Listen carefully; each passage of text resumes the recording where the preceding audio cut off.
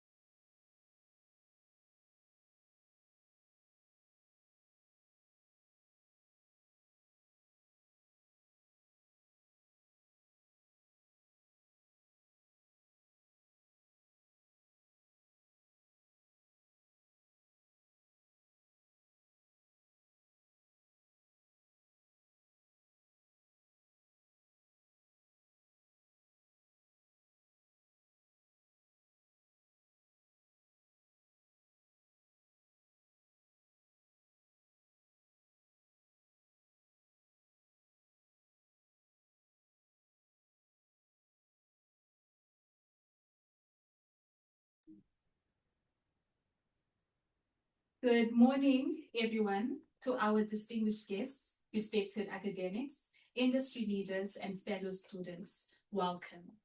Today is not just another university discussion. Today is proof that students belong in rooms where industries are shaped. But let me start by introducing myself first. My name is Lihle Ngobo, a University of Johannesburg student.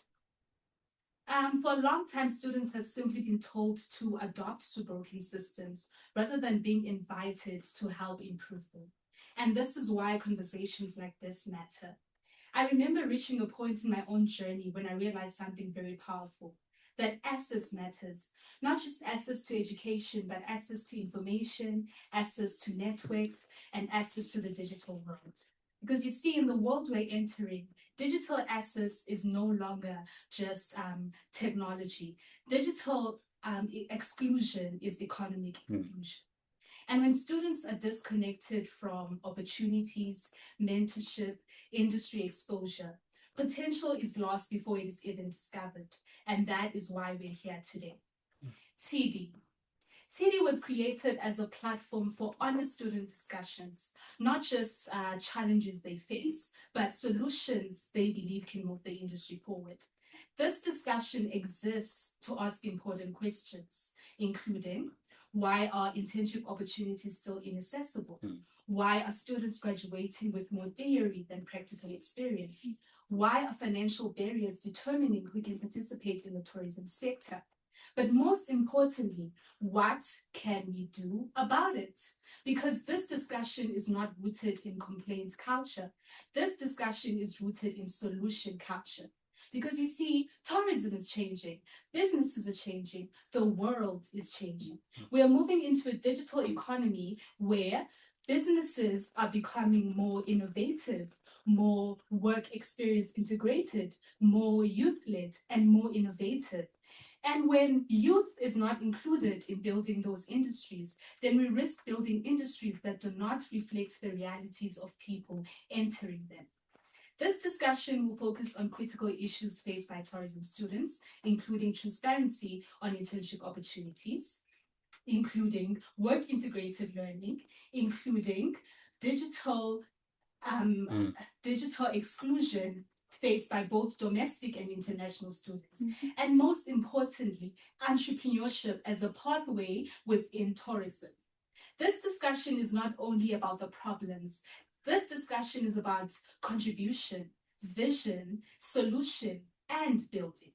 I believe that this is only the beginning for TD. With that being said, it is my honor to hand over to the coordinator of this very important initiative, Tebelo, to continue driving this discussion forward. Thank you. Thank you very much, Lihe. That was a wonderful introduction.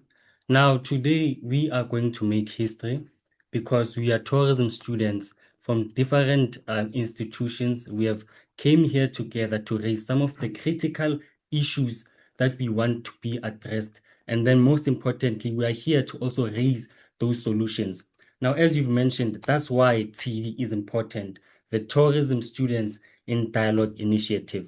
Now, before we start this wonderful discussion, I'd love to thank the panelists who are here today, my beautiful panelists.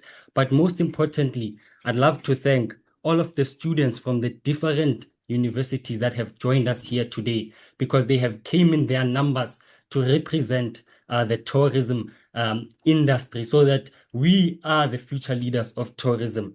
And most importantly, I'd love to thank the Namibia University of Science and Technology, because we are joined by students all the way from Namibia. This shows that this is a very, very important initiative. Now, moving on, I really believe that each and every house has a rule, right? So for today's discussion, the rules is that each and every topic or burning issue you want to raise online, please make sure that you raise it respectfully, but most importantly, make sure that you use the appropriate language to do so. And then one thing I'm gonna dare each and every one of you to do is to use the chat box. Let's make that chat box very, very lively. Please introduce yourself, your name, your surname, institution, and what you are currently busy with. We want that chat box to be very lively. And then we will also be using the chat box to allow you to ensure that you put your comments there as well as questions. And then for questions that we are unable to answer, we will keep them for later purposes. Now, my name is Debelo Mutapo. I am an entrepreneur, and then I'm also a student in tourism. And I am joined by my beautiful panelists here who are also going to introduce themselves. I'm going to start with you, Kadi. Please just grace us with your presence, Kadi. Just inform us your name, institution of learning, and a brief background about yourself. Thank you. Hi everyone, my name is Kadia Tudiabi and I'm originally from Mozambique, but I've spent most of my time in South Africa. I'm currently studying tourism and hospitality management, my honors degree at the University of Johannesburg, and it's such an honor to be part of the TD initiative. Wonderful, wonderful. So there you have it, folks. We're also joined by Kadi, who is an icon all the way from Mozambique. She's been here 15 years, developing her skills. Nogaz, I'm gonna give it to you, my sister. Hi everyone. My name is Noaz Mdlalose and I have graduated from the University of Johannesburg, currently pursuing my honors degree at the University of Johannesburg. And I'm here because I've experienced the struggles that we have within the tourism industry as a tourism students, and I'm very happy to be part of this discussion. We are also very happy to have you here because, you know, pursuing your honors degree is actually a very huge achievement. So congratulations for that. Thank you very much. I'm also joined by a very beautiful lady on my left-hand side. Pingi, may you please introduce yourself? Okay, thank you, my honorable host. Hi everyone. I am Pinky Ramudiba. I study tourism management in TUT, Tshwane University of Technology. You all know that. And right now, I'm currently looking into pursuing my advanced diploma. And I'm working here at Rendzo, where the CD is being hosted. It's a pleasure and honor to be part of this initiative. Thank you. It's our pleasure, Sis Pinky, and we really thank TUT for producing such a wonderful icon such as yourself. Now, I'm going to leave the best for last. Kemohetswe, please grace us. Good day, people. My name is Kia Muhetsis. I'm a co-founder of a youth-led company called Quad Ventures, which specializes in safari and adventure experiences. We particularly focus on domestic, adding to that the youth travel as well as international travelers. So I'm also I'm from Hammarskraal, Pretoria, and I am an alumni, UJ alumni who finished last year. I was doing my tourism degree, and yeah, I'm so excited to be contributing to this conversation. Hence, I have a first hand in terms of being a tourism student. You know, all those struggles, from practical limitations to access barriers into the industry. So yeah, very much excited to be contributing to this wonderful conversation. No, thank you very much for that, Kemohets. It's actually a real honor to be joined by an entrepreneur. So thank you for that. Now, I'm going to welcome again my president. My dear president, you are joining us online all the way from Namibia. Please grace us, my dear president. I'm going to give it to you, Tonya. Thank you. Thank you, Tavelo. I just want to say good day, everyone. My name is Tonya Matakarume, and wait, can you all hear me well? Okay. So I'm studying hospitality management at NUST, in Namibia University of Technology and Science, and I'm here to also just give my input. And hopefully we can move towards the future, finding more solutions. I also wanted to thank you guys for having this platform. It's actually amazing that we can take part in these conversations. And as I said, move towards a better future. And I believe that in tourism, hospitality, it's also all together with culinary art as well. We should be experiencing more of the practical side, because we are going to be doing that in our daily lives. This is what we need to be doing. So I definitely think this the topics that we're going to be discussed is very important. So yeah, that's all I have to say for now. Thank you. On a lighter note, something interesting about Tonya is that she is the president of the Hospitality Society in the Namibia University of Science and Technology. So we really have great leaders and we really have great potential for the tourism industry. Now, thank you for those wonderful introductions. Now I'm going to open up with a very interesting scenario. Now, recently, the Department of Tourism released internships, right? And we had tourism students that went there to look for anything that they can find. But then, unfortunately, they did not find any internships that were specifically aligned to their particular qualifications. The only thing they could find are other internships from other industries, such as IT, marketing, or management. But then there was no specific internship for tourism qualifications. Now, I'm going to start with you, Kadi. What is your take on that? What is your take on the lack of availability for the transparency of tourism internships for tourism students specifically? Thank you, Tato. I believe that this issue it's a very important theme, and in South Africa we are not exposed to internships. And I feel like where all this starts is the fact that there are no enough people are not aware of tourism. They undermine the course itself or the name itself. That's the reason why there's no the exposure of internships are not out there. So yes, yeah. And seeing that even the industry, the tourism industry, because you mentioned that entity itself as the umbrella of this qualification does not acknowledge tourism students. So how are other people going to acknowledge us as tourism students if the industry does not acknowledge our qualification?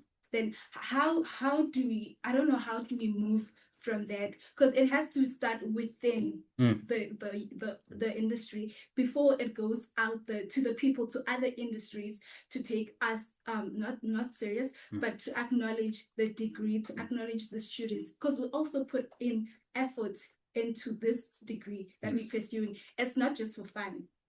It's a growing industry, meaning that it has potential, but are the students that are studying for this qualification exposed? Are they in any advantage in that growth? Because the industry is growing, but the opportunities for students are not. Yes, indeed.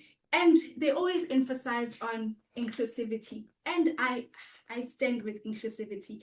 But in this inclusivity, are we then in an advantage as students that have pursued this degree, that has decided that we want to continue, want to study further?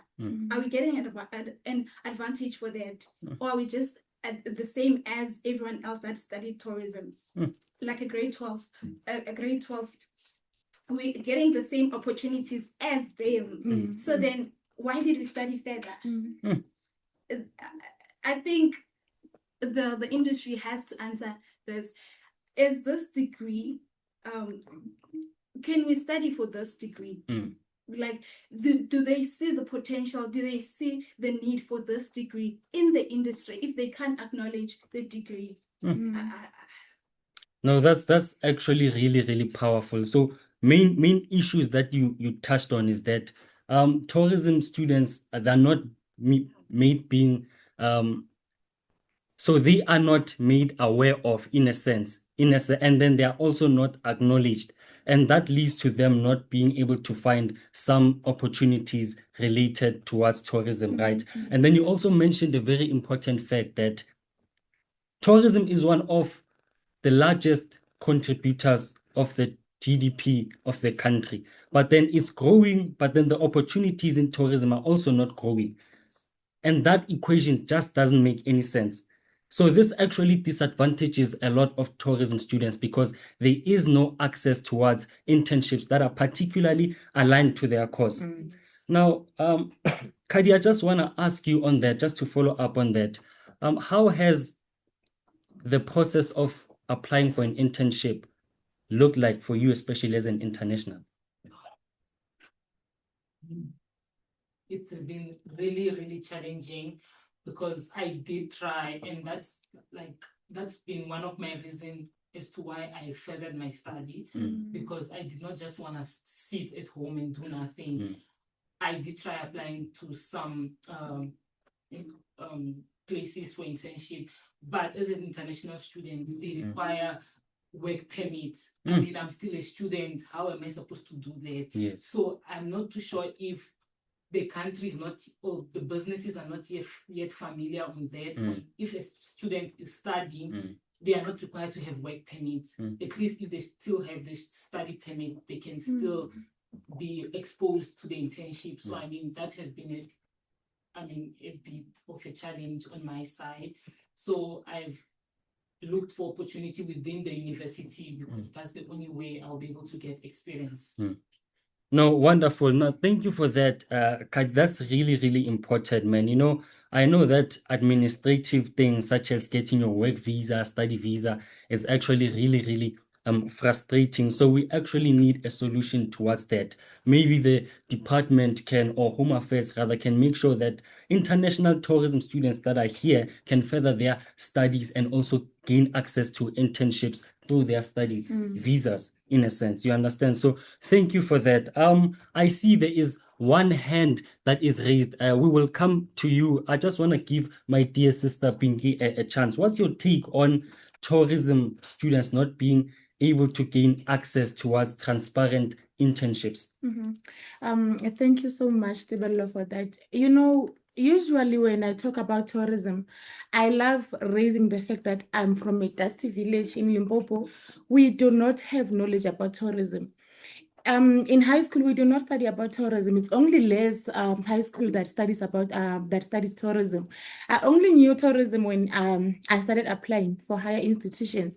Now I'm gonna come on that. I'm just gonna say a few months that has passed. There was this discussion that was going on LinkedIn. It was regarding exactly that. There were internship and bursaries that were released by the Department of Tourism. Yes. But no tourism in that. And tourism was not funded. There were no tourism internships. So then I'm going to go back to my sister's point. Why are we studying tourism? And again, what about the children that want to further their studies in tourism, but they are not given a chance in bursaries? Why is Department of Tourism sponsoring other studies instead of tourism? What is the future? What is our future in tourism? Like you said, tourism is a big industry. We always know that. It's always saying that tourism contributes to our economy, but why are we not being taken serious? This is something that we really have to talk about, and we really have to raise this until it's written on the dots that we are going to be taken serious, because honestly, it just doesn't make any sense. So yeah, that's my take. That's really powerful, Miss Pinky. That's really powerful. And just to sum that up, we're basically competing with people that do not do a degree or qualification in tourism. Exactly. So if it's like that, what's the use for you to go to school and study a tourism qualification? Exactly. We need to challenge the Department of Tourism to maybe answer that for us, so that we make sure that tourism students are taken into consideration, and then they also benefit from doing their particular qualification. Now I'm gonna go online in just a few seconds, but then I want to give my dear brother Kiamohetsu a chance to also raise some of his insights. Kiamohetsu, man, just please share your insights and your views on tourism students not being able to gain access towards these particular internships. Man, there's a huge imbalance, you know, for a huge industry to be so, to be massively contributing to the economy. And then when you look at the students themselves, they're not even getting internships and having the chance to contribute to this industry. And now the questions themselves rise, because how is that possible? How can the industry be so huge, but yet so limited opportunities for the students who study in that industry? So comes that question, right? And then one of the things that we come across is that students, they put mass ascending of their CVs to different types of companies, whether it's hotels, tour operations, tour operators, and many more. And then there's no response, right? And universities create career fairs, right, whereby you go there and you try your luck. You only find brochures and some people, and one will think that's enough. No, it's not, right? So there's also a lack of industry cooperation between the schools and the industry. There's the cooperation. It's lacking, right? They're not working effectively enough to a point whereby our graduates are able to go out there and effectively find those jobs. So if you look at it quite closely, you would find that there is literally an informal pipeline, that could say that there's a hold for career portals whereby students can actually go there and find internships, which have which have those informations about which company wants internships, the stipends, Yes. the criteria that is needed. So there's no official pipeline that can actually give students placements of where they can get this internships, right? Most of the times you would find that most of what's happening is informal, right?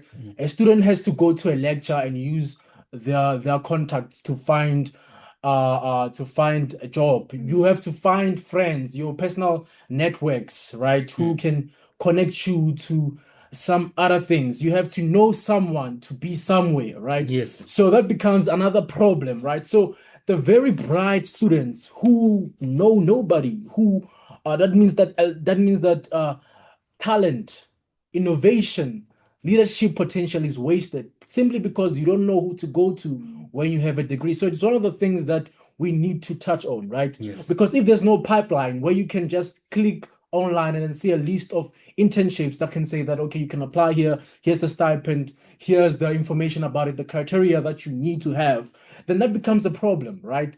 And also the inability of the industry to ineffectively work with the schools Yes. becomes a problem, right? Because there's something called a catch-22 whereby what is this? Industries require a student to have experience, to get experience. So that becomes a situation that has to be resolved. No, that's wonderful, my brother. There you've heard it for yourself.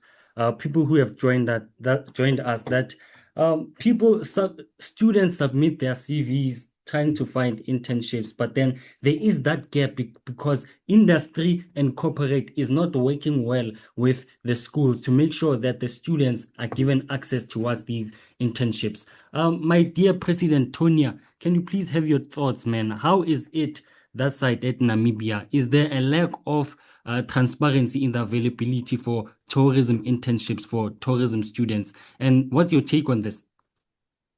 So right now, I would say that our university, the Department of Tourism and Hospitality and Culinary Arts, is very small. So when looking for internships, I think it's a little bit easier because our lecturers are able to focus on the few students. So in terms of maybe getting to an internship, it's a bit easier. But then because we've also, the NUST University have also implemented work integrated learning. And that does give us an edge because we're able to go into these industries. These industries are able to see how we work and how we operate. And so from there, they can also pull out talents in that sense. But I think that when they do have internships, there's also the students aren't also being motivated because internships are usually free. And I think sometimes that can be used as a way to exploit students. And so in terms of the transparency on that end, imagine a student needing to go to live further, because in Windhoek there is tourism, but imagine a student wanting to go outside of the city and they don't have a place to stay, or there's smaller things that needed to be taken care of, and I don't think the students necessarily need a full salary, because I understand that, but maybe something to compensate and to also motivate the students to work harder and to move further. And then also I think that as already mentioned, in terms of experience, so you will come out of your university, you'll have your internship, but then they see it as only 1 year. And even then, it's not at a specified department. So it's not taken as seriously as someone who's been working 3 years or a couple of months in a specific department. So I do think that Namibia and NUST has worked towards integrating us into the workforce much easier and much smoothly. But I think there's just small changes that needed to be made and more regulation in terms of the internship process. And the thing is, I can't speak for other tourism and hospitality students in other universities and how their internship process works. So I won't be able to comment further on that. But I think for our NUST University department, it is much smoother. Maybe for some of the departments, they might not have access, because I think that in Namibia, we are still a smaller population. So we might have hotels, but maybe we won't have travel agencies. We do have tour operators, but we need more. We just need to increase. We need to expand more. And I think with international relations, we will be able to do that. We will work together as students from different countries. That's why I think this is a really good platform, because we can work with other students throughout Africa, in fact, and we can end up helping those, for example, who aren't from the country. We help each other in the different departments that we don't have and where we lack. So yeah, that is what I would like to say. And I think that in terms of solving this, I think that we should also work towards reaching out to our governments so that they make some sort of policy or quota, so that even because the thing is I think also the government would ask from the government-run companies for internships, to put out internships. But then what about the private-owned companies? I think they can also be working with students. And so I think there should be some sort of quota or policy that enforces at least 3 students from each company. I feel like that would make a huge difference for all of us. Even in South Africa, I think it would make a big difference. And to say that the students should be from a university, has studied this and this amount, because I definitely do see that even in Namibia, people are taken more seriously due to their experiences, because it is a very much practical industry. Yeah, that's all I have to say. Thank you. No, wonderful, wonderful, my president. Thank you for that, Miss Tonia. So you touched on a very key issues that in Namibia, it's actually a bit much more easier to get internships because the population is a bit small. So there tends to be a stronger connection between working together of the corporates as well as the institutions of learning. Thank you for that. Now, what I'm gonna do right now is that I'm gonna quickly read the chat box to see what our dear members have had to say about this. So Zoom user says that unfortunately tourism as a course is seen as the last option. I've been told too many times that I shouldn't pick it as a course because it's not quite relevant and she has been recently questioning that a lot. So that's also actually what I've experienced. When I was applying for my course, they told me that you shouldn't because tourism has no jobs. Tourism is too theoretical. So that's actually a gap, and I want us to discuss about that later. And then I'm gonna go to the floor. I'm going to go online. I see you, Kifilwe Selo. You are the first to raise your hand. You can grace us, my dear brother. Thank you. Good morning.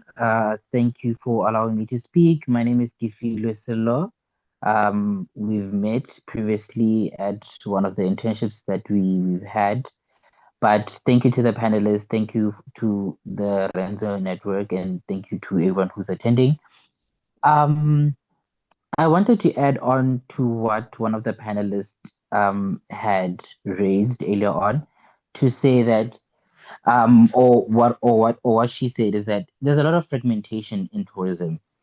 So you see that with the fact that the Department of Tourism decides to release bursaries and internships, but uh, the tourism qualifications or tourism graduates are not considered for those. Even like, to think that you are a Department of Tourism, the least you could do is make sure that the department in which you're in charge of make sure to include tourism students. It's not thought out.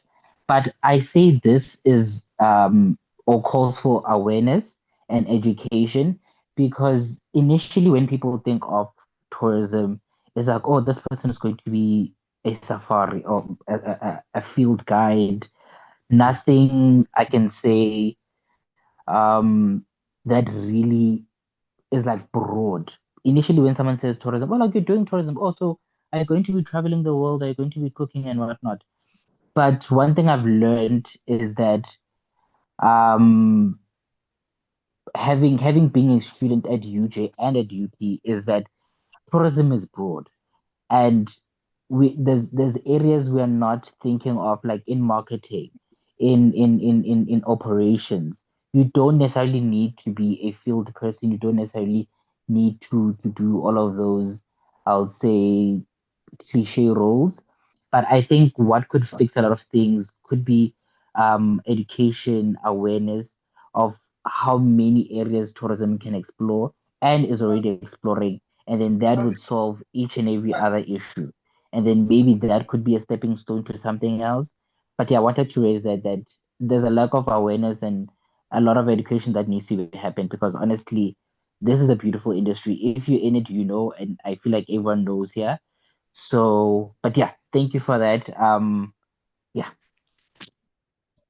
Thank you for that, Kifile. You've really outdone yourself. One thing I'd love to also support on that is that yes, tourism is very broad, and tourism does touch on almost each and every industry you can actually think about.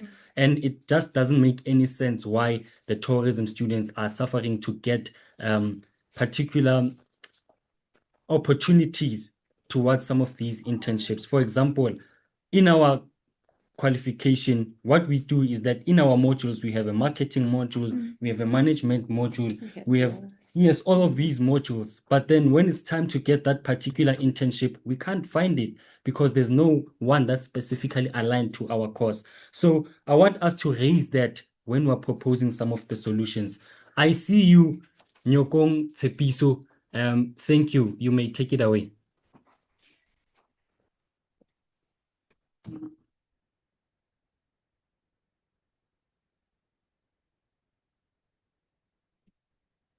Nyokong Tsepiso, you can please unmute your mic and just share your comments or question.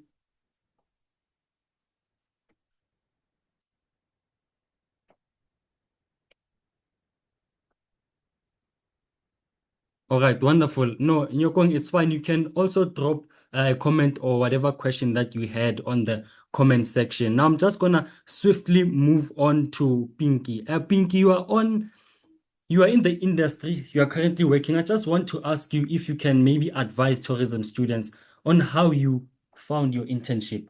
How did you find your internship? Maybe we can adopt that strategy and try to use it, because I believe that complaining only does not lead to any solution. We need to propose solutions on how to fix this particular problem that we're facing. Okay, thank you so much, Sirello.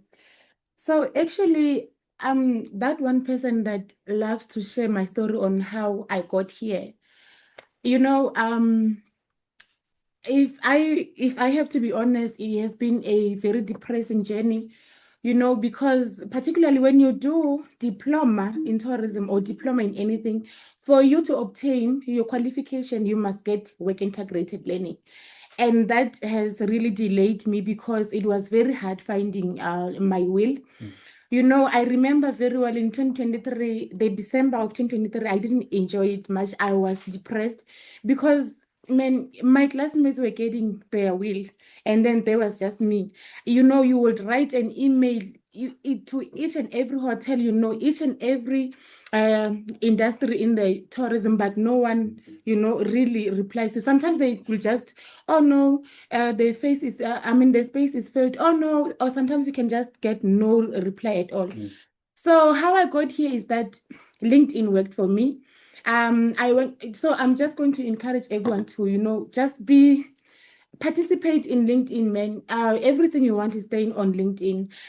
So I texted the director of Rendzo Network, and I was just taking my chances. I wasn't even sure that he was going to open my inbox. I mean, we know they do not open, but by God's grace, he opened it. And I was so surprised. And he was so kind to me, you know, as just a desperate student. He replied to me, and oh my God, that is just how I got it. But it another thing that makes us to not get it's what can I say, stipends. You know, the industry they complain about stipends, especially your private sectors. You know, they are just SMEs. Sometimes you may find that they are not in a position to take a student for their Yes. practicals. So now that is where you have to think for yourself. You can either volunteer or you leave it as it is. So yeah, that is just how it is. It was for me. It was quite a hard journey. Wonderful, folks. You've heard it for yourself. Miss Pinky has mentioned that how she managed to get a particular internship was utilizing social media platforms such as LinkedIn. So please let us make sure that we go to LinkedIn and aggressively contact the private sector to please provide us with some of the internships. Now, you know, it's actually really important that you raised social media. I see social media as a catalyst towards this issue, towards solving this particular issue. What do I mean? All of the youth, all of the students, as well as tourism students, are all on LinkedIn, are all on Instagram, are all on TikTok. Now, I dare the Department of Tourism, as well as the institutions, to make use of social media platforms to aggressively market available internship opportunities. I believe that that is how many of us will get access towards these internships, because a lot of students complain that these internships are only secretly found by the others, but then they were not available and transparent to me. But then you cannot complain if the Department of Tourism aggressively markets available internships, which equals to you being able to get these particular internships. So thank you very much for that. Now I'm gonna segue on to the next one, which you really, really touched on: work integrated learning.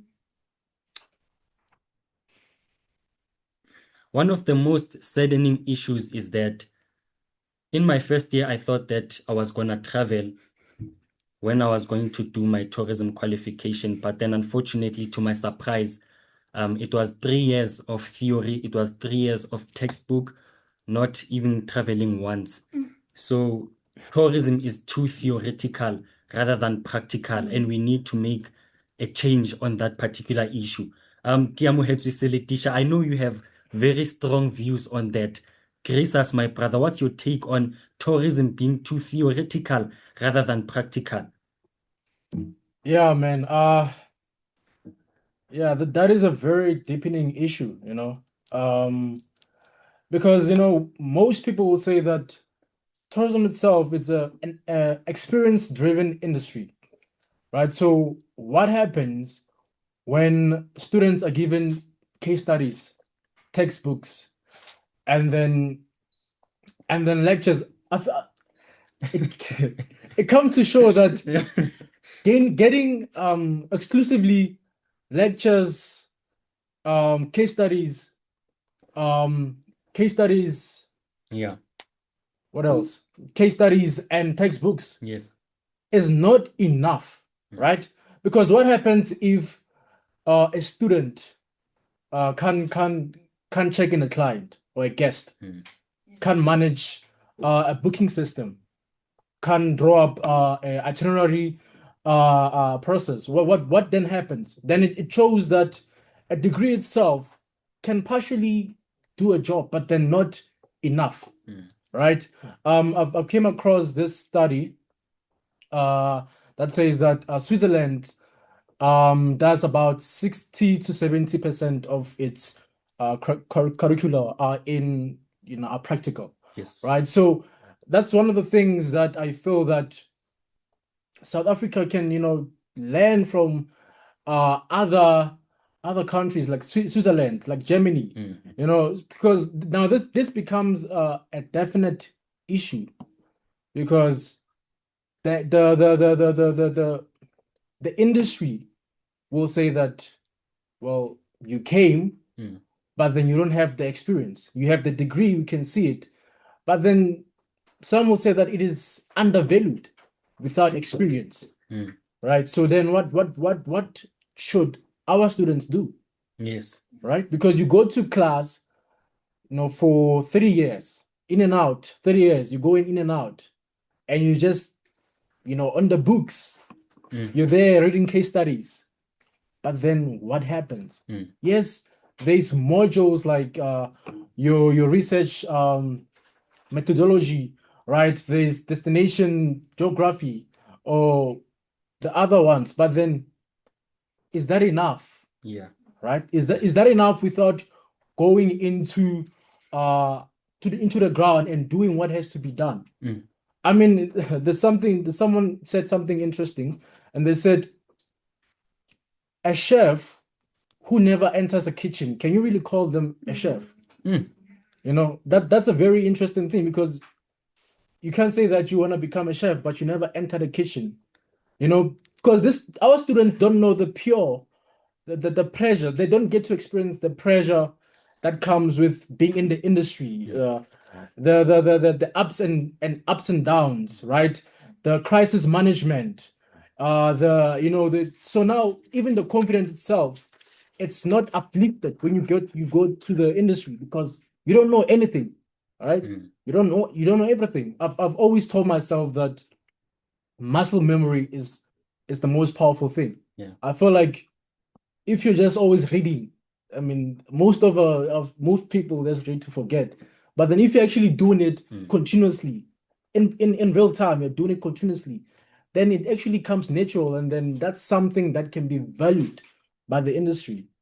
No, wonderful thoughts, Kiamohets, wonderful thoughts. And this makes me think about the next question that I really want to ask my dear ladies that are on my right.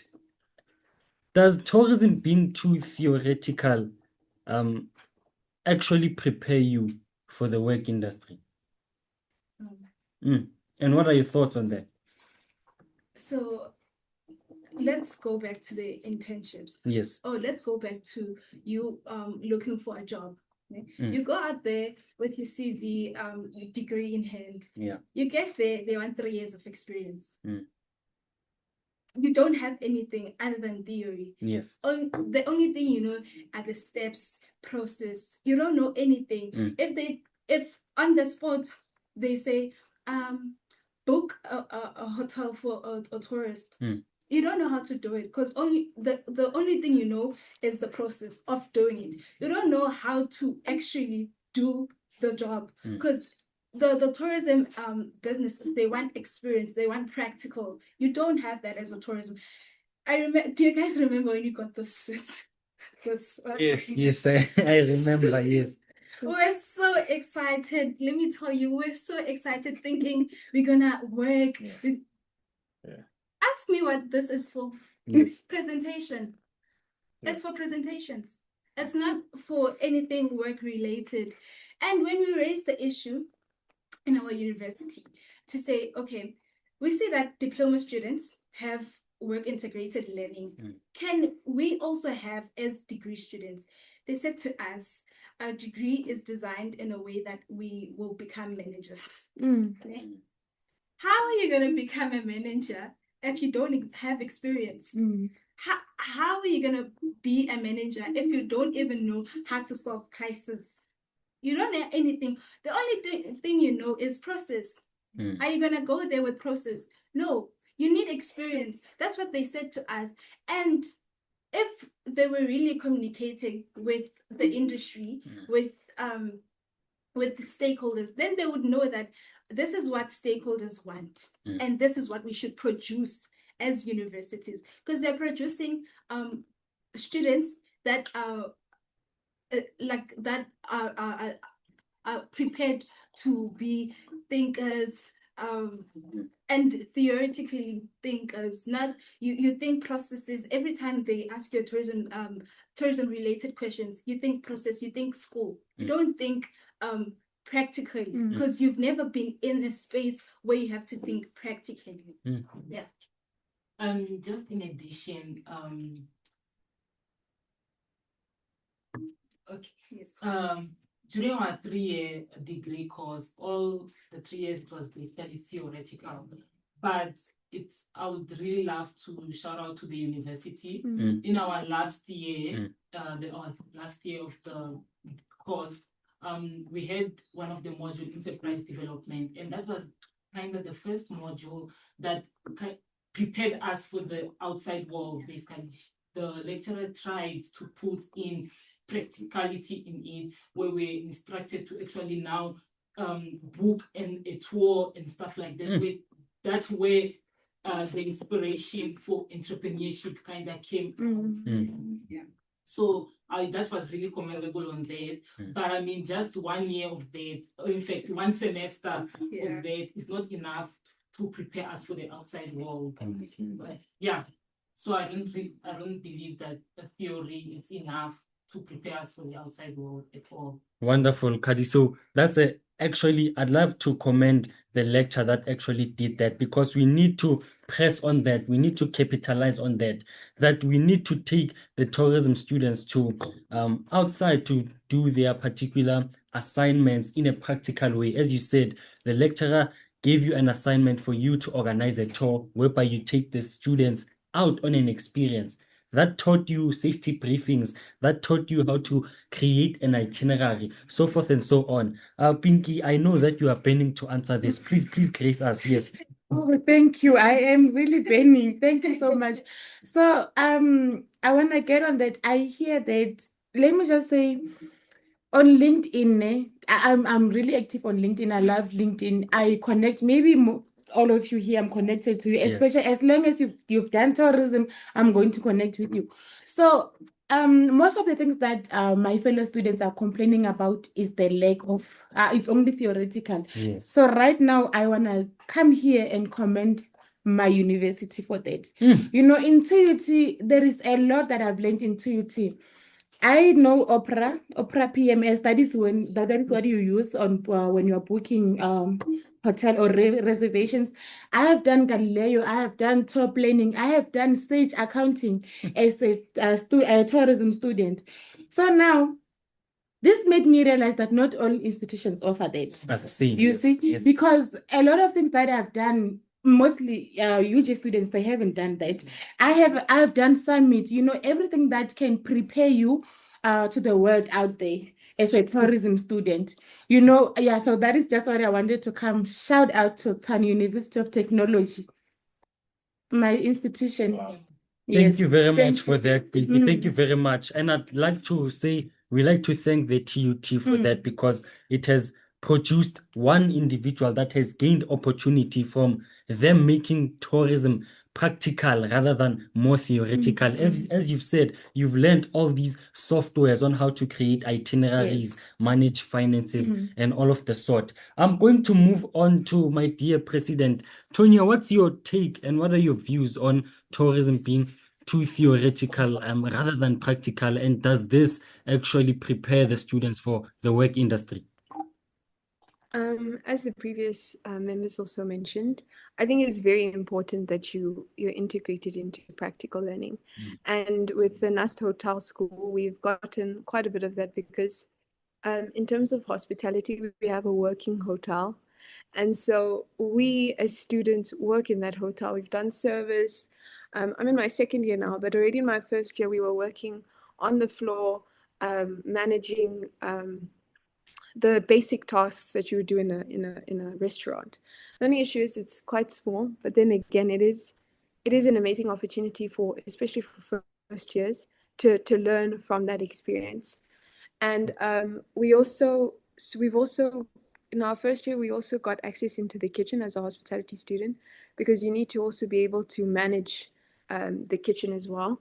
And we were in the kitchen for 8 hours, almost 8 hours every day. So we did get a lot of experience in that department. And I think even now with my work integrated learning, we have two wills actually. We have the internal will and then we have the external will. And so we've even had students from Germany, because they do not have a working hotel as part of the university. They would come to our school and work a part of our NUST hotel, and they'd also see that experience as well. So maybe if students in South Africa aren't experiencing that, we can maybe share a small group. Wherever we're lacking, we can also go to universities, whatever courses that you offer, and then vice versa. And then we've also had Innkeeper. I think it's similar to Opera, I'm not sure, but it's also to do with booking systems. So we have had quite a bit on our side of practical, but I still think that we can still add more, we can still improve, because in the hospitality industry, bartending and being a barista is very important. And I think those small skills, we learned a lot about the theory, but I think we can just get more, we can just improve. And then for the tourism students, I saw, because we've separated into three. We've got culinary arts, tourism, innovation and development, and then the hospitality management. And so the tourism students did travel through Namibia, visiting different parts of Namibia. And so I think they also gained a little bit of practical experience and understanding how some things go. But then again, we can always improve, we can always get more. They also did another variation of Innkeeper. I'm not sure exactly which one, but I think it's more to do with the travel side of travel agents. I think it's TIS. But yes, so I think that we can learn from each other. Whatever systems we're using here, we can also use there. And then just finalize and try and improve wherever we can, definitely. Yes, those are my thoughts on what the NUST tourism department needs. No, those are wonderful thoughts, Tonia. And I think that a lot of universities and higher institutions of learning must adopt that framework. They must adopt that structure, whereby we also work with other institutions outside of the country where they can come and also experience their internships in our country in a sort of exchange program whereby we integrate internal will as well as external will. And then one thing that you keep on touching on is strengthening working together with private sector. Now I'm gonna give Kiamuhezi on this one because you are the co-founder of Quad Ventures. What is Quad Ventures currently doing to make sure that tourism students gain access towards practical knowledge in tourism? So yeah, man. Coming from University of Johannesburg and having to spend 3 years, the whole 3 years, reading books and writing tests. Yeah, we at the final year we decided to create a company and whatsoever. And during our process this year, we have decided to get students from the tourism department, the tourism faculty, the department in the at UJ, about 5 students who are now working under Quad Ventures. And what we are actually doing for them is that we're actually helping them get practical experience on the ground, to actually understand the whole industry phenomena of how it actually works, bookings and actually getting to approach students and selling the experience. So it's something that we actually wanting them to actually have an understanding and know how it feels to be on the ground, and giving them something that, if they go elsewhere after the degree, they can actually mention that they actually did something. So yeah, we have about 5 of those students who are working on the quad ventures. No, that is absolutely powerful. That is a game changer. And I really believe that it speaks towards the solution that institutions of learning must work with SMMEs, because large corporate institutions don't tend to not have these opportunities available. But then we have so much and so many SMMEs that are willing to take in these students and provide internships as well as work integrated learning. Now, what I want to propose is that the universities must make sure that they work with SMMEs such as Quad Ventures, whereby they integrate the work integrated learning from first year to the last year. Now, how will this look like? The institution partners with the SMME, such as Quad Ventures, and then the institution subsidizes the particular stipends for the students. Because, as you've mentioned, you as well, Pinky, that a lot of SMMEs are struggling to provide work integrated learning for these students because they can't provide stipends. And Tonya as well, you've mentioned that as well. So I believe that institutions of higher learning must partner with the SMMEs on the ground to make sure that they provide the students with stipends. This will allow the SMMEs to provide practical knowledge of tourism towards the students. So public-private partnership as well as public education partnership. Now I'm going to go to the chat and then read Nyokong Tsepiso's comment. So she says that apologies for the inconvenience, she was facing problems. Her view is that she believes that the reason why tourism students have no opportunities is because the department is led by individuals who do not have a background in tourism. And this thus subsequently leads to the lack of opportunity for students, for tourism students in gaining these particular internship opportunities. So that's actually good. We need more people such as Bonowazi, such as Bokadi, who are pursuing their honors to be inside the industry, to be the ones that take these particular spots of working to allow the students to gain access towards these internships. Nowazi, I know that you have something to also mention on that. Yes, my sister. I would like to comment on that. So I believe that it's not only that they do not have a background in tourism, but I believe it's about passion. So I'm going to give a direct example of the CEO, the CEO of Rendzo. Yes, definitely. Yes. He always says that he doesn't have a tourism background. So the business that we are in now, Rendzo Network, the CEO of this business that we are in, he doesn't have a background in tourism. But because he has passion for the tourism industry, he's willing to help people like Pinky, because she didn't have an opportunity to get internships. But when she approached Mr. Septi, she was able to get something. So it's more of passion. If people have passion for something, they're willing to help, they're willing to put in the work to make the industry grow and to uplift the people in that industry. So it really speaks to passion also. Yes. So we need passionate people who will also provide opportunities to the youth, specifically in tourism, as you've highlighted the example. So I'm going to go online for your views, for your comments, as well as for your questions. I see you, Prince, Mr. Prince Matlakala.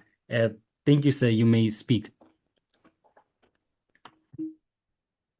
Okay, thank you for the opportunity. Just to weigh in on the issue of ESMEs and SMMEs taking in the youth and the students for internships and work integrated learning.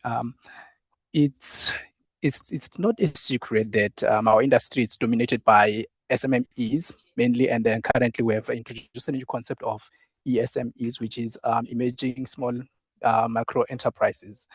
And I think there is actually a gap there where we need to the owners of ESMEs and ESMEs, where NSF and National Development of Tourism always issues a call for the organizations or establishments that can actually take in the students or the graduates for internships, and then they then are responsible for actually paying the stipends to the students or the interns.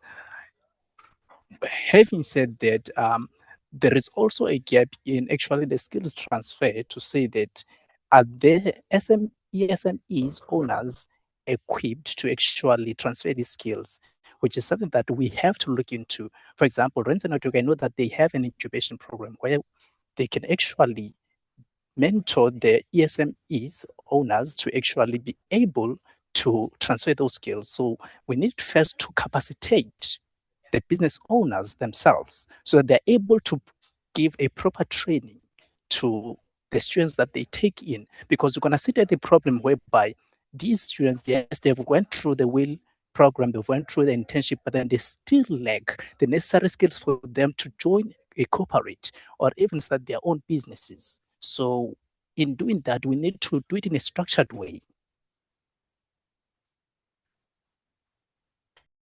You said, thank you for that absolutely powerful suggestion. And I really do believe that this is a solution we can also highlight and touch on, that we have platforms such as the NSF that calls to small enterprises and micro enterprises as well to provide students with work integrated learning as well as internships.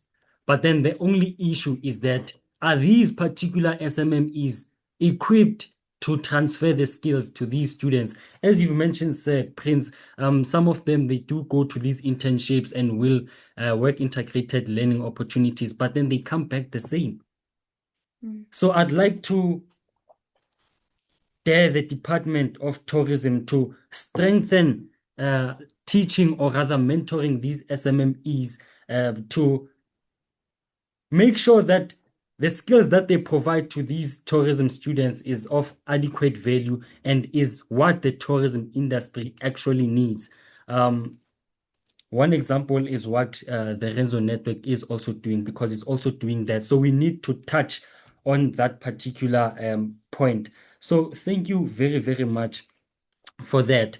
Now, before we move on to the funding, which we're going to close with, I just want to ask the panel a question.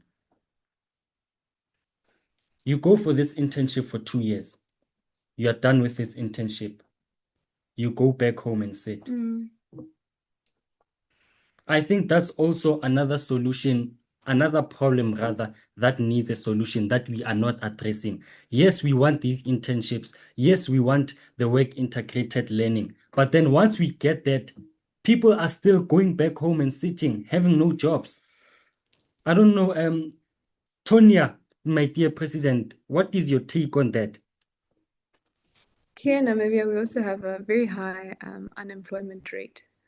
And so it's very difficult. To be honest, it's very sad to see how we're quite a small population, but getting employment is also very difficult. It's still a difficulty finding employment. And I think that we, together with lecturers, actually, we should build projects, because they have all this knowledge on the industry. They understand so much about the industry. They can assist us in creating projects that will later turn into smaller companies, small enterprises. Because if you think about it, we actually had a course, economic tourism development, where we had to come up with township tourism. I'm not sure if you guys are familiar with that, but there's now a thing of township tourism where we had to develop a sort of concept and idea, and we had to present it almost like a project. It would actually be amazing if we as students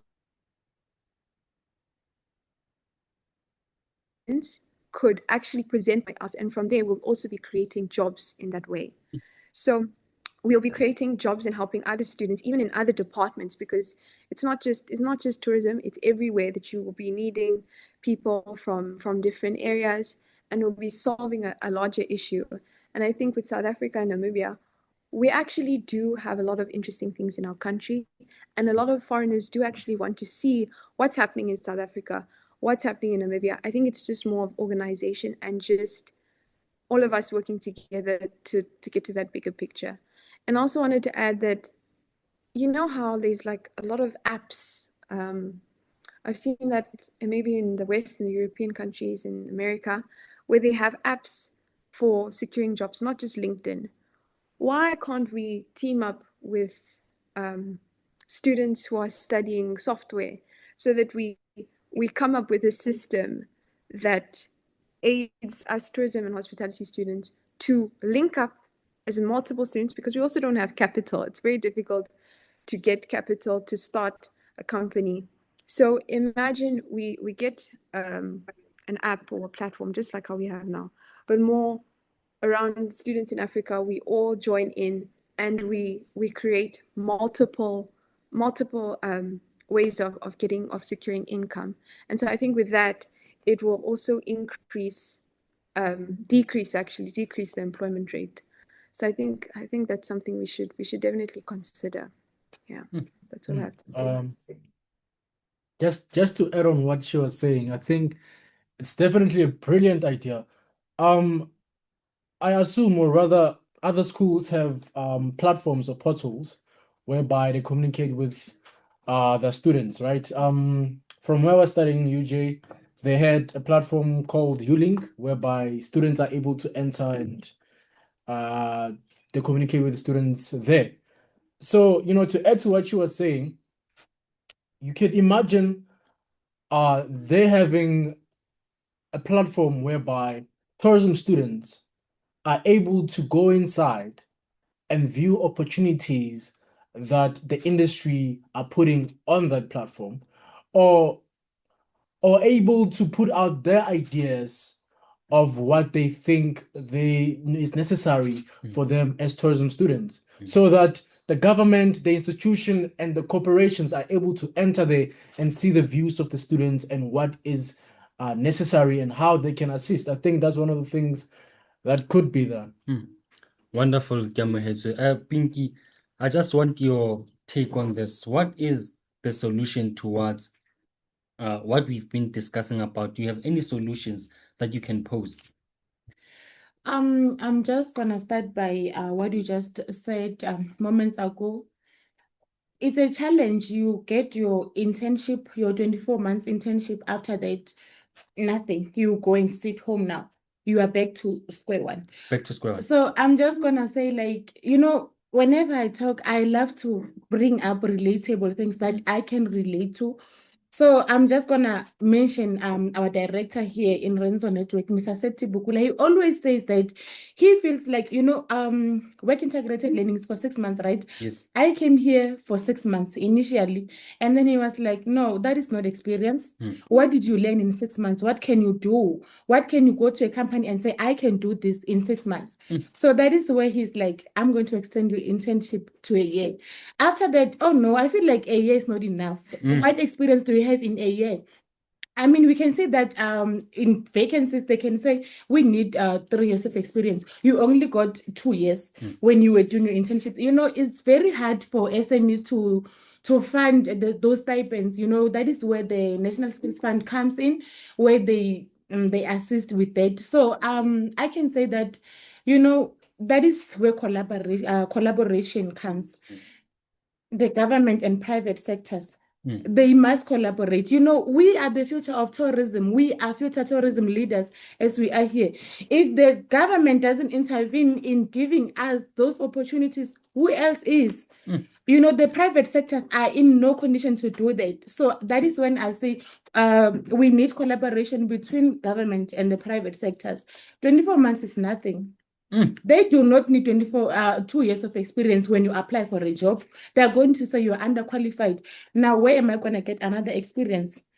Because if you are in an internship, they will tell you cannot do another internship if you've done an internship before, right? Yes. But the 24 months is really nothing. So we need collaboration. We've been preaching, or let me just say, collaboration has been preached all along, but we really need to put it in action. Collaboration. Yes. That's Thank you. really, really powerful. Yeah. Sorry. Yes. Yes, Tony. Yes, I ma'am. actually have a question.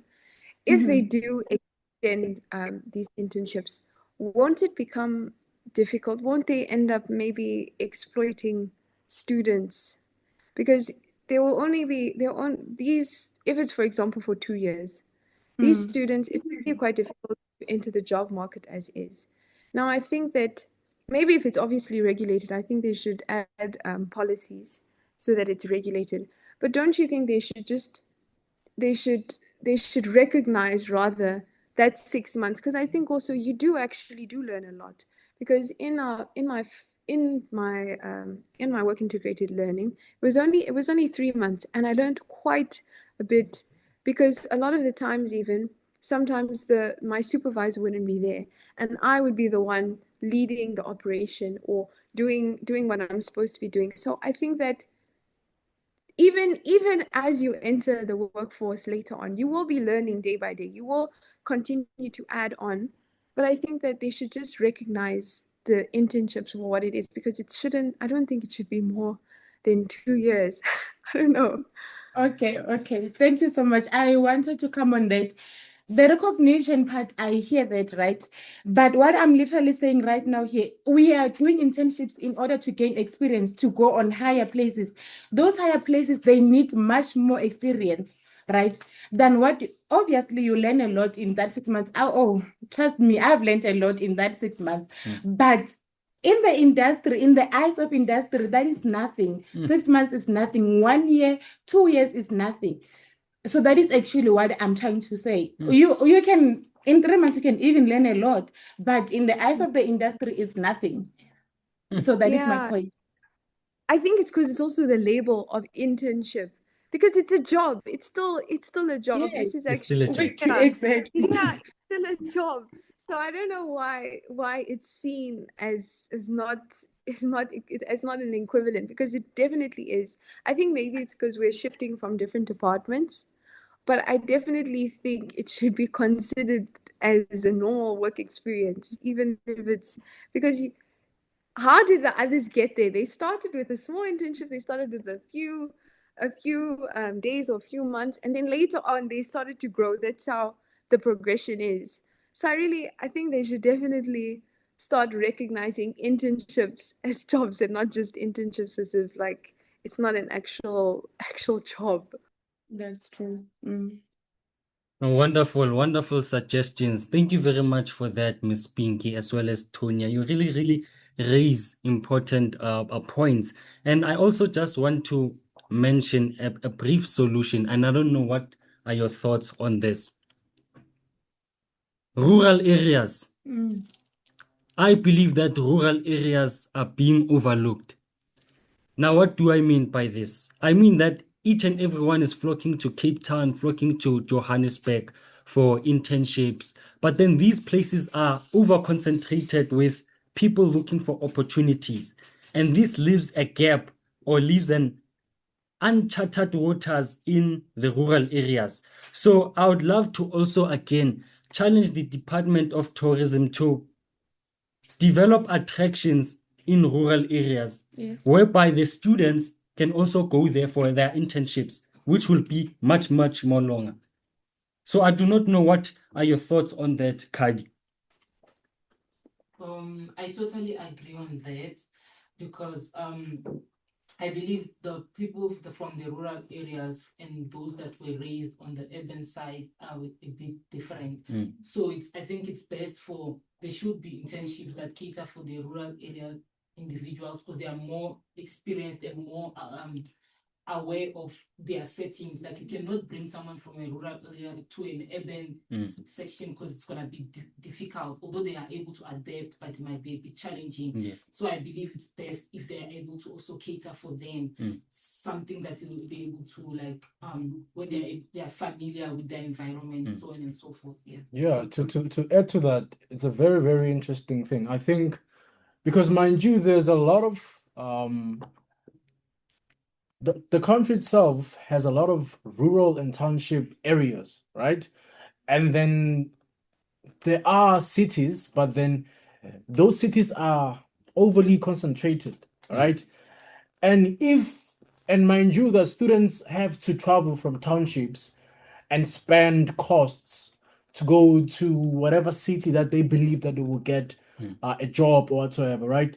And if you are able to put those attractions there at rurals and to just release the burden of the cities to rurals to townships, then it will also help students themselves because they won't have to be going out there where that they don't even know what's going to happen to them, if they're going to even find a place to stay, if they're going to eat or whatsoever. They're able to stay there at where they live and then able to maybe go a rural area to another one that has something that is just 30 minutes away or less than that. And then, releasing the burden of costs and the burden of not knowing what will happen to me if I go to that city or what will happen to me if I go there. Will I have a place to stay in? Will I eat? What's gonna, because most of these people, they don't even have relatives at the cities. They don't even know what's happening in the cities. They don't even they're scared of what might even happen there, right? So such a solution can also help these individuals who stay in rurals and as well as in townships.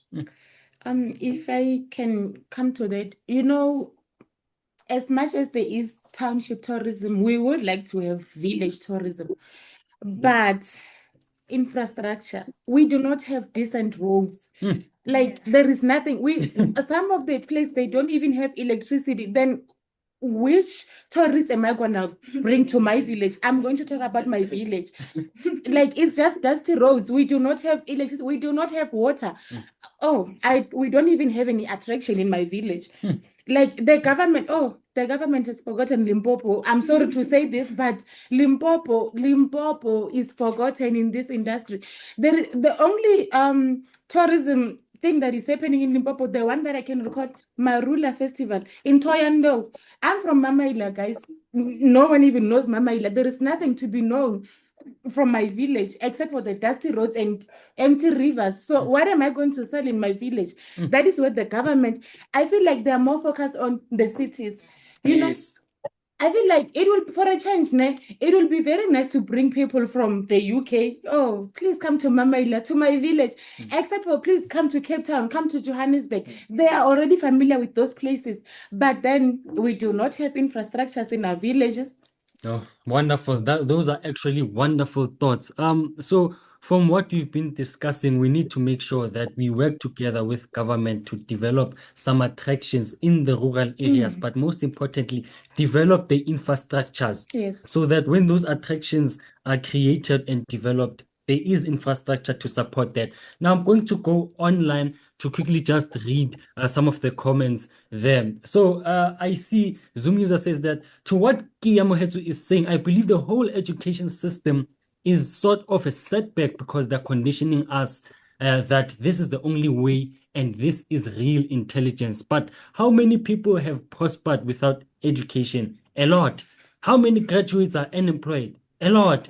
And if we're being honest, graduates have less employment opportunity. So from what you are saying, actually, this is a national crisis, not only tourism. And that is really, really fantastic. Moving on to Ifilo Sillo, the panelist is correct in highlighting the disconnect between institutions of higher learning and the private sector in effectively equipping graduates with relevant industry skills and up-to-date knowledge required in the modern workplace. And last but not least, my wonderful lecturer from UJ, Mrs. Kagiso Musweu. Great to see our alumni critique and speak with such passion, interesting and insightful discussion. Well done to the team for creating this platform, and props to the Renzo Network. I need to step into my next meeting, but let's please thank you, ma'am, for attending this wonderful session. Now I'm going to open the platform to the cloud people who are joining us online. If anyone has a question or a comment to make, please grace us. Ntate Prince, I also saw you had your hands up. I don't know if you still have that question.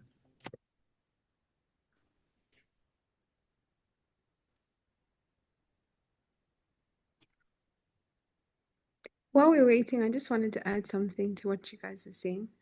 In terms of going to townships and villages, I think we should also start finding the hidden treasures in the villages and the townships. Because I think here in Namibia, we do have these hidden treasures. And sometimes, a lot of the time, they will only think about the major ones, the dunes or the sea meeting, the dunes, all these little kinds of things. I think we should also just look and find the little things that make the villages and the townships what they are, whether it's the cuisine, whether it's small traditions, storytelling. I think that if we do that, we also won't take away from, because here in Namibia, we also have a lot of space. And so when tourists come here, they always see the space, and they're very much in awe of how much space and how much that on its own is a tourist attraction. Being away from all the infrastructure, the buildings, seeing the stars, there's little things like that that we can end up glamorizing. Because if you see, even if you go to Brazil or if you go to some Asian countries, they're glamorizing the greenery, the plants, the informal markets even. You can see all the fabrics that they wear, the different designs, things like that. We can use small crafts as well, but just make it obviously to like you said, there's no electricity, there's no water. They should still make ways of fitting the tourist needs as well. We need to make a balance of both things, but then still add your Namibian flair or South African flair. Yeah, I just wanted to add that. Wonderful, Miss Tonia, my president. Actually capitalizing on rural resources to make more opportunities available for tourism. Thank you for that. I'm gonna swiftly allow Ntate Prince to also bring in his views as well as comments. Ntate Prince. Okay, thank you very much once again. Just to track back a little bit back, talking SMME development and all that. I think if you look at the enterprise development model that we have, NDT runs that, and then a lot of private companies, when they look into their supply chain, developing their supply chain and all that. There is also, like I said, there are a lot of gaps that are existing, but I want to focus particularly on the SMEs. We have a lot of SMEs that have been existing for at least for the past 20 years. And if you look at that, that is an error on its own. The question will be, how long does an SME, how long does it take to develop an SME to incorporate? And like I said, there is a gap there. If the main gap that we'll see there is because the SME or the SME is being run by one individual. And as in one individual, business has multiple functions. One individual you cannot be a marketing manager, looking to be an operations manager, etc., and etc., which goes back again into the human capital development model, which is one thing that we need to introduce in our enterprise development. When we look at enterprise development currently, the model exists of monetary support or equipment support or non-financial support. So those are the three core focus for enterprise development. And under non-monetary support, that is where the human capital comes in, where we should introduce human capital, whereby an SMME depending on the capacity of it and also how long it has been in existence, because I believe that experience teaches you a lot of things. So let's set aside the ESMEs, emerging small micro enterprises, and focus on ESMEs that have at least 5 to 10 years in existence. At least they have an experience of the highs and lows of the industry, how the industry works and all that.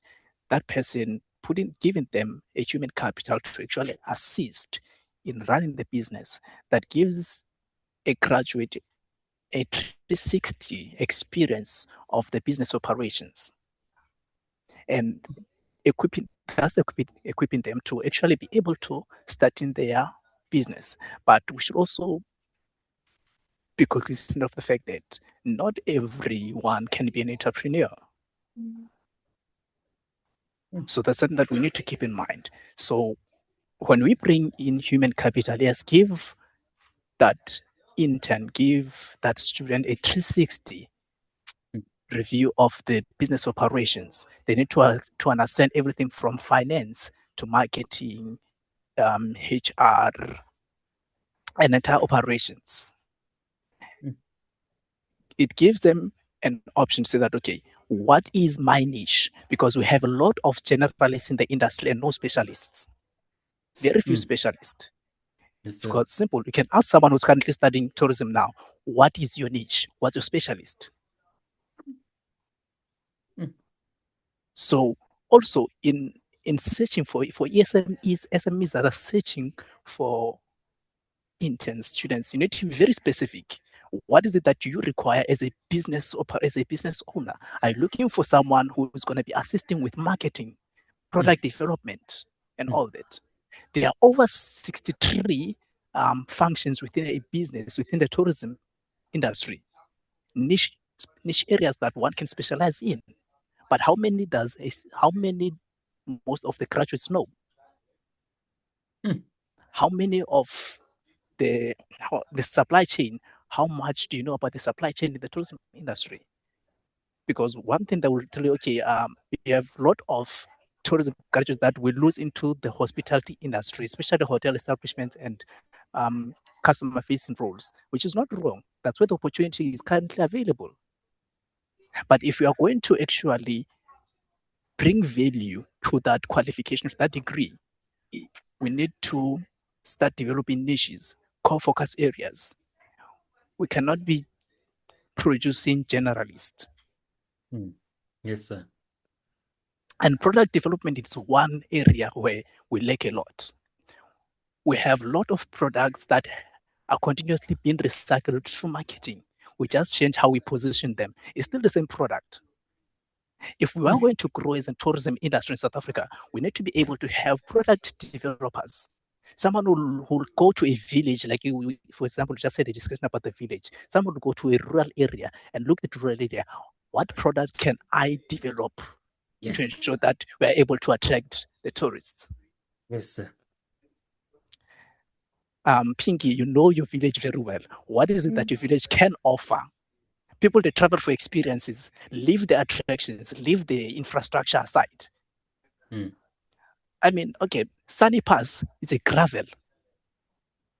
People, they travel with 4x4s. As you go to a national park, the infrastructure is not good there. There is no road network there. But tourists still go there to have animal sightseeing. So infrastructure can come afterwards. But what experience, what product do you have? People, they come to buy a product. They want to experience that product. So the less we focus on the infrastructure and everything else, the load shedding and everything. I mean, okay, Europe, yeah, maybe if where they're coming from, there's no load shedding. That's an experience on its own. How do you manage to live without electricity? Yes, sir. There are a lot of things simple things that fascinate tourists. So that, okay, how does a life in a rural area look like? Village tourism is something that exists, but the concept currently, how it's been run, is mainly focusing on farms, your winelands in the Western Cape, which I for myself, I don't see that as village tourism or rural tourism. So we need to see how we reconceptualize the idea and how do we build products around our less visited destinations in the country. Everyone knows Kruger, everyone knows Cape Town, everyone knows Stellenbosch, everyone knows Port Elizabeth. You mentioned all these destinations. That is because there are no products that are being developed in these lesser visit destinations. So it's something that our young people, they need to give thought to. What is it that my village has to offer that a city does not offer? So there are a lot of questions that you need to check. No, wonderful, wonderful. I just like to touch on that. So recently I've went for a film trip in my own township, right? And there's a safari. It's called Dinukeng Game Reserve. And we also went for a township experience in my own township. And wild enough, the whole experience, particularly on the township, was very mind-blowing because for me, for my own township, I've always had this perception about it, you know. But after that township experience, my whole perception changed from, I don't know, from 50 to 100. Like, it was blown away. The people there and the way they live and the way they do things. So I could see the potential of what one individual who can just you know, who can just create something with their hands, you know, who can just create something out of tree branches, you know, could do so much with that talent. A group of people who can just be in a building and create their own theater and just act out their life as people in that township can create a whole experience for tourists. A group of people who can just take you through to what they do daily, who talk about them doing a podcast, them doing music and playing their own music, and the tourists listening to that. A group of people who can just sit around and want you to join in and have fun with them, play some games, right? People taking you to a site where there's too much activities by the people, you know, of the township, you know, whether it's them going there to have fun or whatsoever, and knowing about that and the history of that, and actually going to a cafeteria whereby the township people usually go there and have their meal, their coffee, and whatsoever, and you having to go there and experience and actually know the story of how it came about. So for me, and also a group of people who are able to, you know, sing and dance for the tourists, you know, sing and dance wearing the traditional attire and getting the tourists to join in and have fun. You know, it was really wild for me, and it was really a very good experience. And yeah, I think you know, supporting Tonia and Mr. Prince there, it's very, very good thing whereby we have to capitalize on what our townships, our rural areas, or villages have to offer, right? The crazy part for me is that with your own eyes, you won't necessarily feel like there's anything to offer. But then if you come there as a tourist yourself, the whole perception becomes a 360, becomes a whole different world.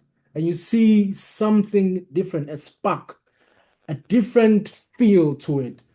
And myself, I left the township feeling like, you know, it was well deserved. You know, I left it feeling like, hey, I was a tourist, and yeah, that was, if I've paid, that was worth the money. And yeah, I really support both Tonya and Mr. Prince on that one. We have to, because remember, tourists, it's more about what they feel.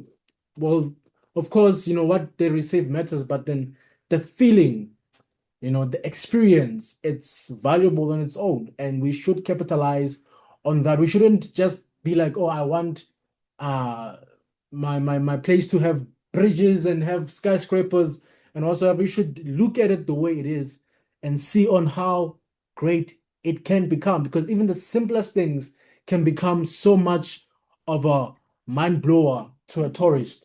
So yeah, I think supporting Tonia as well as Prince, that needs to be capitalized in our townships and our villages. No, that's wonderful. Those were really, really good suggestions and also solutions. Thank you, Mr. Prince, as well as Kiamuhetsi, Tonia, and the rest of my panel. We've really touched on a lot. We have come to the end of this wonderful discussion, but then I just want to summarize what we've really been speaking upon based on all of the issues that we've raised. A lot of solutions have been proposed that needs to be implemented, starting from supporting the SMMEs who have 5 to 10 year experiences, supporting them to vet them to ensure that they're able to take in students to support them for work integrated learning as well as internships. Some of the solutions also proposed is that we also need to develop attractions in rural areas as well as townships, as Kiamuhetsi has mentioned. So thank you very much for joining this wonderful conversation by tourism students in dialogue, also known as TD. And I'd also like to say to each and everyone who has joined this wonderful discussion that we will also be hosting another session. We will update you on the date, but then we expect to have entrepreneurs and other leaders from the tourism industry who will also share their insights and also share some of the problems that they are facing so that we make sure that we pave a brighter path for tourism in South Africa. Now, what I am going to do is that I'm going to give my dear panelists one last word, one final parting shot. What would you love to say to the viewers? Thank you. I would like to say, don't wait for opportunities, create them. I think that's. Kadi? On my side, I agree with Nowazi, but I would like you guys to please spread the word of TD out there. So in our next session, we have more participants, and yeah. Yes. Wonderful, wonderful. My beautiful sister, Pinky. What I'm going to say to the viewers out there, firstly, thank you for joining this. This was a very beautiful discussion. I just hope it's not gonna end here. And what I'm going to say, let's preach tourism. We are the future of tourism. Who can preach it if not us? You know, so that is all I'm going to say. Thank you so much. My dear brother, Kiamuhetsi. My parting words are, tourism is huge, very, very huge.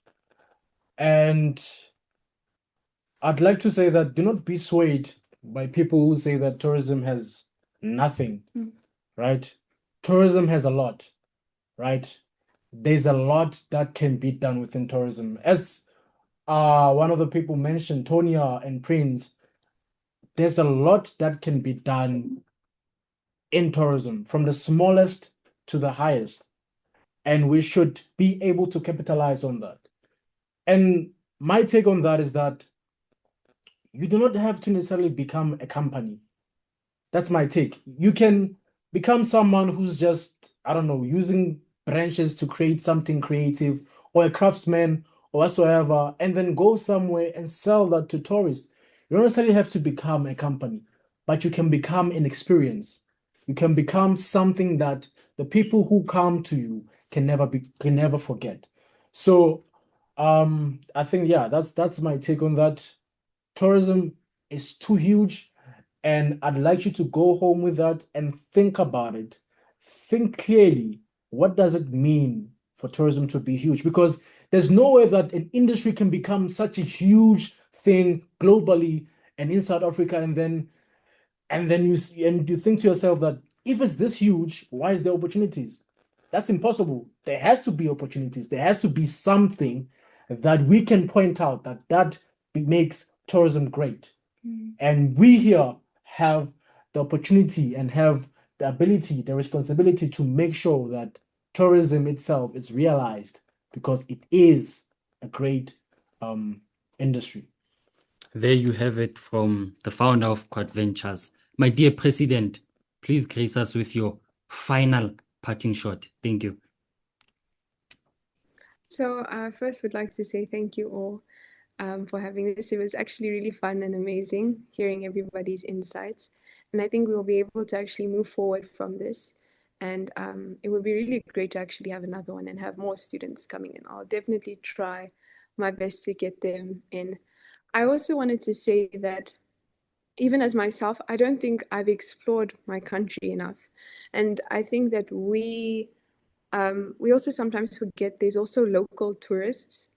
And so us as local tourists should also explore our countries, see the hidden beauties, go, because our lecturers always tell us this. And I think that before entering this course, I didn't actually realize how much of an impact I can make as well as a local tourist. And so I think that is also very important. And I sat in a webinar, I think a few days ago, and she mentioned how the same thing with the townships and the villages and all these kinds of things. And they mentioned how we can actually use, I'm sure you guys have seen Speed, how he went and visited all these different places, showing how Africa is so much more than what people see in the media. And I think we as students we should all go visit these places, make content, become influencers, and show what we have to offer. And so that itself, with our own marketing boards, because we have Namibia Tourism Board, with them we can end up marketing our countries as so much more than what they've actually seen. So yeah, that's my parting words. And yeah, I hope we're all more inspired, that we have all these. It's actually very inspiring to hear that we have so many opportunities ahead of us, and it's not just loom and gloom for our futures. Yeah, thank you. Thank you, Ms. Tonya, for that. So there you have it, folks. We are the Tourism Students in Dialogue Initiative. Join us for the next discussion. We'll be joined by different institutions as well. And as I've mentioned, entrepreneurs and industry leaders. My name is Tebello Mutapo, a co-founder of Quad Ventures, and most importantly, a leader within tourism. I thank you. See you on the next discussion.